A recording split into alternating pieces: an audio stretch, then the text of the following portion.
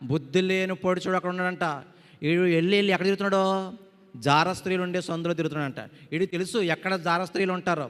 ఒకడు ఉంటాడండి, ఏండి ఆయన అడిగితే అన్నీ చెప్పేస్తాడు. నాకు తెలిసిన కుర్రాడు ఉన్నాడు, ఆయన అడిగితే ఊర్లో ఎంతమంది పెళ్ళైన వాళ్ళు ఉన్నారో, ఎంతమంది పెళ్లి కాలంలో ఉన్నారో, ఎంతమంది ప్రెగ్నెంట్ లేడీలు ఉన్నారో, ఎంతమందిని మొగుడిని వదిలేశారో ఆ లిస్ట్ అంతా ఆడ దగ్గర ఉంటుంది. ఏం పండరా నీక లేరనుకుంటారు ఇటువంటి వాళ్ళు ఉన్నారా? వినాలే. ఈడంట అక్కడ తిరుగుతుంటే ఆ ఊర్లో ఒక ఆవిడ ఉందంట, పెళ్ళైన ఆవిడ. అమ్మ ఎవరో చెప్పాలి, ఎవరావిడ?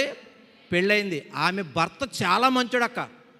ఎంత మంచోడు సాయి గారు, నా భార్య రాణిలాగా బ్రతకాలే, ఏంటి కాలుకు అందిపోకూడదు, ఎండ దెబ్బ తగలకూడదు, ఏ లోటు రాకూడదని అన్ని సమకూరుస్తాడు, డబ్బులు ఇస్తాడు.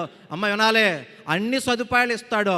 ఆ ఊర్లో పని లేకపోతే దూరదేశంలోనంట, అక్కడైనా నేను కష్టపడి నా భార్యని రాణిలాగా చూసుకోవాలని వెళ్తా చెప్పాడంట, అమ్మా కొట్టుకాడ ఖాతా పెట్టాను, ఏం కావాలో తెచ్చుకో, ఇదిగో బీరువాలో డబ్బులు పెట్టాను, ఇదిగో ఏటీఎం ఇదిగో, క్రెడిట్ కార్డు ఇదిగో, ఏమైనా అవసరమైతే ఫోన్ చేయి, ఫోన్పే ఇదిగో. అమ్మా అన్నీ ఇచ్చాడు. ఎవరో మాట్లాడాలి. మరి నమ్మకంగా ఉండాలా వద్దా? యథార్థంగా ఉండాలా వద్దా? ఎంత మంచి భర్త పనిలోకి వెళ్ళమనలేదు, కష్టాల్లో కూడా, కరువులో కూడా, ఇబ్బందుల్లో కూడా, ఏయ్ నేను ఒక్కడనే పెంచాలా నిన్ను, నేను ఒక్కడనే కష్టపడాలా, దున్నపోతులాగా ఉన్నా, తింటున్నా 3 పూటలు బొగ్గలాడించుకుంటా, ఏమనలేదు పాపం. ఏమన్నాడు? బంగారమా నేను కష్టపడతాను, నేను అరిగిపోయినా పర్లే, నలిగిపోయినా పర్లే, కరిగిపోయినా పర్లే, నువ్వు మాత్రం ఇంట్లో అండి చక్కగా ఉండమ్మా అన్నాడు. తప్పా అక్క? మాట్లాడరేటి మీరు? తప్పేం కాదు కదా అక్క. ఇన్ని సదుపాయాలు ఏర్పడి దూరదేశం వెళ్ళాడంట, గల్ఫ్ వెళ్ళాడు, పక్క రాష్ట్రం వెళ్ళాడు. ఈ లోపీడు వచ్చేవాడు వేటగాడ. ఎవడాడు? చదువురు కదా మీరు, బుద్ధి లేని పడిచేవాడు. ఈవిడంట ఆడి కోసం తిరిగేస్తుందంట సొందులంట. ఆడి కనపడకంటుందంట, అయ్యో నేను నీ కోసమే ఎత్తుక్కుంటున్నాను, నా కళ్ళు నిన్నే వెతుకుతున్నాయి. ఇవన్నీ మీకు చూపిస్తాను ఈ అధ్యాయంలో. ఈ నా సొంత మాటలు కదా, అన్నిటికీ చూపిస్తాను. నేను మీకు ముందు కథలా చెప్పేస్తున్నాను. నీ కోసమే ఎదుగుతున్నాను, నువ్వు నాకు కంటపడ్డా చాలని ఆడికి ముద్దులు పెట్టి ఆయన అంటుందే, ఇంటికి రా, మంచి మంచం వేసాను, కొంచెం పచ్చిగా మాట్లాడుతున్నాను, కాకపోతే ఈ మాటలు నా మాట కదా, బైబిల్లో నేను చూపిస్తాను. ముందు కథలా చెప్పేస్తానండి. నేను మంచి మంచం వేసాను, దాని మీద అందమైన బెడ్షీట్లు వేసాను, అందమైనటువంటి అగరకారపు చెక్క చల్లాను, పరిమళ వాసన వస్తుంది. అబ్బో వలపతీర రాత్రంతా తృప్తి పడదాను రా, సుఖపడదాను రా అంటుంది. ఇది సంసార సైతానా? మాట్లాడాలే. ఎందుకు సైతాన్ అయింది? భర్తను మోసం చేస్తుంది. లేరా ఇటువంటి వాళ్ళు? ఉన్నారా లేరా? ఏం పోయే కాలం నీకు? ఏం పోయే కాలం నీకు? ఆయన ఎవరి కోసం వెళ్ళాడు? ఎవరి కోసం కష్టపడుతున్నాడు? కష్టపడి నలిగిపోతే ఎండిపోతుంటే అతను నలిగిపోయి కరిగిపోయి స్వరూపం మారిపోయినప్పటికీ ఇతను నచ్చుతలేదు నీకు. ఆడెవడో గాలిగాడు మేకప్ వేసి తిరుగుతాడా, ఆడు నచ్చుతున్నాడు నీకు. అక్రమ సంబంధాలు ఇప్పుడు ఎక్కడ చూసినా ఏ సంబంధాలు. బైబిల్లో అటువంటిది ఒకడు ఉన్నాడో. ఈ మాటలు ఇప్పుడు చెప్పాను కదా, మీకు కోపం వచ్చి ఉంటుంది, కానీ బైబిల్లో చూపిస్తాను చూడండి. ఈ మాటలు బైబిలే కాదు, సామెతల గ్రంథం 7వ అధ్యాయం. పైగా ఈ మాటలు మాట్లాడిన తెలుసా, భక్తి పర్రాలక్క. ప్రార్థనకి వెళ్ళి ఆవిడ, నేను బయట వాళ్ళ గురించి మాట్లాడతలే, ప్రార్థనకి వెళ్తుంది. అయ్యగారు ఎక్కడికి వెళ్తుంది? ప్రార్థనకి వెళ్తుంది. పాపిష్టి పనులు మాంతలేదు. బైబిల్లో ఉంది ఈ స్టోరీ అంతా. నేను చూపిస్తున్నాను చూడండి రండి. సామెతల గ్రంథం 7వ అధ్యాయము. సామెతల గ్రంథం 7వ అధ్యాయము 14వ వచనం. సమాధాన బలులను నిన్ను అర్పింపవలసి ఉంటిని. అంటే అమ్మా భక్తురాలా కాదా? సమాధాన బలు అర్పిస్తుందంటే భక్తురాలా కాదక్క? భక్తురాలే, ప్రార్థనకి వెళ్ళి ఆవిడే.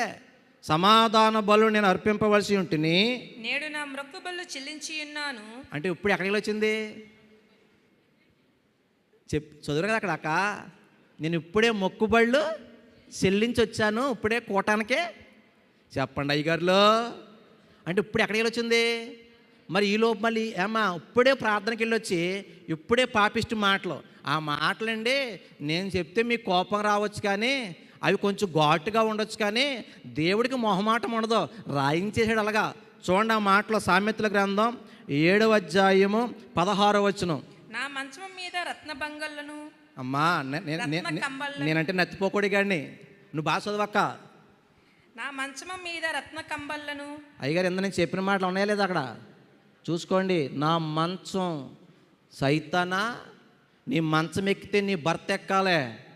భర్త మంచం మీద భార్య, భార్య మంచం మీద భర్తే ఉండాలి. వేరొక పురుషుడు వేరొక స్త్రీ ఉండొచ్చా?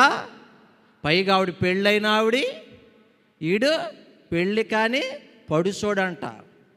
ఎంత దుర్మార్గం అండి. ఉందా లేదా అక్కడ? నా మంచం మీద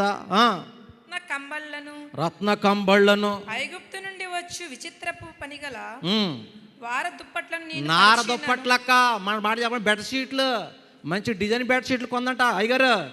కొంటది, దీనిదేం పోయింది, మొగుడు సొమ్మే కదా. కొంతమంది ఇంట్లో అండి భర్త కష్టపడుతుంటే వీడికి ఏమి తెల్దా, అలాగెళ్ళే బండి ఆపేద్దే, ఇలాగెళ్ళే సైకిల్ ఆపేద్దే, ఏ షాప్కి వెళ్ళినా అది కొంటాను ఇది కొంటానంటది.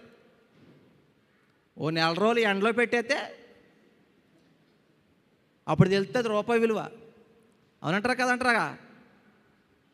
మాట్లాడరేంటి మీరు? వరద బాధితుల్లాగా అయిపోరేంటి? మంచం వేసాను అంటుంది, నార దుప్పట్లో రత్న కంబళ్ళు డిజైన్లు వేసాను అంటుంది. ఏండి సంసార మాటలేనా, భక్తి పర్రాలు మాటలేనా? నేను చెప్పిన మాటలు బైబిల్లో ఉన్నాయా? పైగా వీడు ఎవరండి ప్రార్థనకి వెళ్ళే? హలో, ప్రార్థనకు వస్తున్న మీరు యథార్థంగానే ఉన్నారా? నీతిగానే ఉన్నారా? నీ దేహం పవిత్రంగానే ఉందా? నీ మాటలు పవిత్రంగానే ఉన్నాయా? ఇప్పుడు దాకా నీ దేహాన్ని నీ భర్త తప్ప వేరొక పురుషుడు ముట్టకుండా కాపాడుకున్నావా? నీ భార్య తప్ప నీ దేహాన్ని వేరొక స్త్రీకి అప్పగించకుండా నిఖార్సుగా ఉన్నావా?